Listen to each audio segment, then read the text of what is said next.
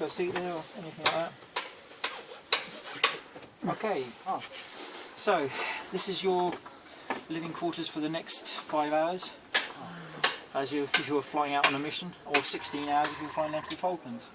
5-man crew, and these backs are for the crew chief. If they were flying to a base where they didn't have a ground crew, they would take a flight, maybe another flight engineer or somebody like that, and a crew chief. So actually, 1, 2, 3. so you have 3 here and then 5 here, plus possibly an additional one. Okay. Normally it'd be just the 5-man crew flying. So you are sat in the AEO, or Air Electronics Officer position, so you deal with all the electrics. These chairs do swivel around, except for the navigator. He sits here in the middle, and he's usually the last one out, or if he can get out, because in an emergency he's got to slide his chair back. But imagine the difficulty you had trying to get up here, and you've got that chair always sit back. You know, you've got all your equipment on, helmet on, parachute, everything else. And that's the only way out. And that's the only way out. Pilot and co-pilot, they've got the ejector seats. So the top dome of the aircraft flies off, and they're out, they're gone. They try to normally wait for the 3 crew members to actually get out first, to try and hold the aircraft stable. But if it was breaking up and things like that, they'd have to go. You are sat in the bomb radar position. So you, on your left, you'll see a little screen. That shows it's ground radar. So it shows a picture of where you are relative to the rest of the world, and also there's a box above it which takes a picture of that radar screen. It's a camera. So when you press the button is actually see that red cap over there on the side? If you flip that up, you've got the button inside that, and press the button and you can drop all the bombs. Does it take a picture when the bombs are released or something for people to examine? For examine afterwards. Now I mentioned this was made by Avro.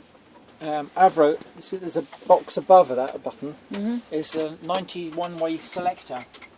You could select all the different sort of patterns of how you wanted the bombs to drop out. This because the Lancaster used to. What's that one? Because the Lancaster used to carry incendiaries, up to 91 incendiaries, they could drop different patterns. So if they wanted, you know, a couple off the front rack to go and then a couple off the back, to stagger the pattern, they could do that, and you could select that. Mentioned about the fuel tanks. Here, what I'll get you to do in a minute is stand up on the ladder here, handle, you can climb up the ladder here, a couple of rungs. You can lean back so you've got your hands free for the camera, and then you can have a look out and get a pilot's eye view. Co-pilot sat right hand seat. He would deal with all the lighting, a lot of the electrics for flying, and also the fuel management. Obviously monitoring the engine as well, but a lot to do with the fuel management was the balance of the aircraft. Because of the amount of fuel it used, they have to pump fuel from one side to the other or whatever to keep the aircraft nice and balanced. Pilot, he deals with all the main switches, the engine, the powered flying controls or PFCs. Because everything was electric, all the control surfaces worked from electric motors. So unlike a normal conventional bomber of the time, Lancaster with a big steering wheel that they needed with cables and pulleys and everything, this had all electric motors, which were operated by control linkages, you know, solid rods. So you could do that and the aircraft was just thrown around. So they actually had to build in artificial feel onto the aircraft, because otherwise which, you know, you're talking about the 50s. And yes, it's very, very old technology, valves and all that sort of stuff, but I say the concept behind it is still pretty cutting edge. In fact, there's a lot of people still think they could come into service and still hold their own quite easily. Red panel you see on the wall there, if you see that suddenly light up, it's an abandoned aircraft. Because there's a fire on board or something like that. So if you saw that light up, you'd have to get out. That ladder wouldn't be stowed. sorry, it wouldn't be on there. It would be stowed away. So the job, what you would have to get out, jump onto that slide, try and slide out, hoping the undercarriage wasn't down. And if it was, you'd have to try and hook yourself onto one of the struts as you were sliding down to pull yourself clear, and then hope you didn't hit the main undercarriage as you were sliding, tumbling through the air. This had a service ceiling of 60,000 feet, although allegedly some have gone quite considerably higher. So 60,000 feet, that's just under twice a normal conventional airliner, which flies about 36,000 feet. So this was the only pressurised part. So you'd be on oxygen, you'd have you'd hooked up here, you know, oxygen pipes and everything here. So if you had to go, you'd have your suit with your oxygen, etc., and you'd be out there on what we call a static line. So you wouldn't have to worry about pulling the ripcord or anything else like that. It would automatically open when you're cleared. But if it was a normal flight, you're about for about 5 hours. Might want something warm to drink, so got your hot soup. Hot soup warmers. You've got rolls underneath there. There's 2 underneath here.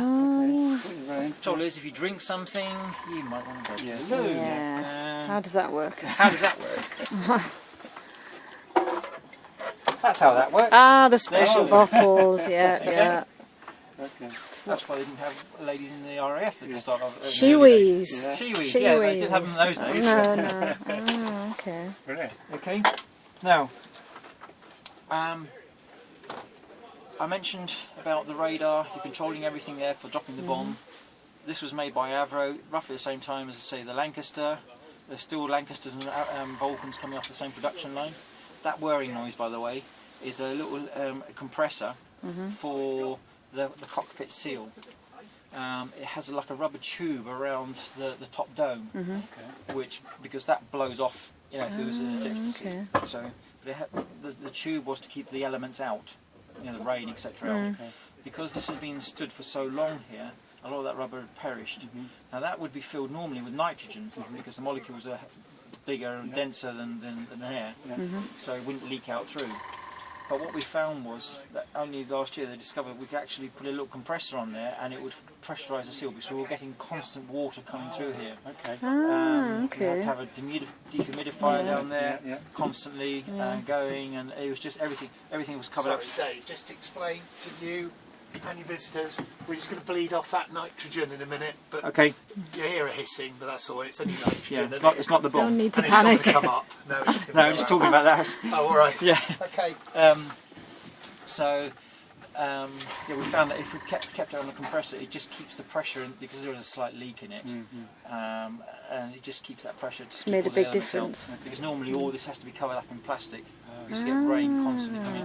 And in fact, during the winter, they had to have a canvas cover over the whole of the front of the cockpit, which meant that you couldn't actually see out of any of the windows, and it was just grim. But thankfully we don't have to use that cover anymore. Right, that's your oxygen pipe. So, sorry, there's a messing. Grab this. So does that plug into here? The tube's gone. Maybe don't want my tube. Here. Nope, is that my one? Yeah, this is my one here. That's windy, isn't it? Yeah. Right. That's You the would have compressor, isn't it? these parts here would actually plug in to. You have there's little plates like this. Actually, sorry, the control either side of the seats, where you could actually plug your oxygen in. You'd also have your plug to then plug your radio in. And normally they would use the bone dome or the hard helmet, but they found a lot of the crew members didn't like them because they were too cumbersome, so they would use these little cloth ones. So but if you were projecting at 40,000 feet, probably not the best head projection. No. Probably wish you had the bone dome on. Yeah. Something like that. Of course, that's lens. Because they were up for the systems demo, we have to. That was my just downstairs. I'll grab the other one. Okay, so these are all connected up here. If you have to get out in a hurry, you could grab a hold of the original London Underground grab and help try and pull yourself out. Oh, I see. So there, you've got them to grab down. Sorry, I was rewinding a little bit about the Lancaster. Jumping around. Down in there, that little window, you had an original Second World War Lancaster bomb sight fitted, so that you could drop the bomb manually if all your electronic systems failed. So you'd have to crawl down there, and then you've got another bomb release switch down there, and you'd be able to drop the bomb from there. Pilot and co-pilot, they also had bomb release switches in case of, you know, somebody else was unable to do it or whatever. So the console here on the left, so you had the rapid start, so you could start all 4 engines simultaneously. When the government came out with a brief in 47, they wanted an aircraft that could be off the ground in 15 minutes. They could get these off the ground in 4. Bloody hell. So crew chief would be up here, pilots and all that would be in the dispersal, and he'd be up here. They'd have the power connected, etc. And if it was a scramble, he would hit the rapid start. It would spin all 4 engines simultaneously, which then fired up. The pilot, co-pilot's crew would climb in here. As the crew chief got out, they'd get involved. You know, as all the engines were coming up to speed. Then they'd be off taxiing down the runway and, as I say, off the ground in 4 minutes. Leaving it down and taking it out. Yeah, we had discovered there was a leak in the nitrogen system. It's one of the little, it's like a regulator, the side body of it has come on, it's just leaking out. So we had to bleed the whole system, get rid of the whole lot, to then try and fix it. So that's one of the things you can't get spares for. So we have to try and reservice the seals, replace the seals and things like that. Right, if you would like to go, I don't know who wants to go first. You go first, mate. I'll take the camera. Okay. Yeah, so if you can fall into the handles there. These ones? There, yeah, just here. Okay. Either side, just until you can, you can probably go up one more step if you wanted. Just watch your head. Yeah. Give your head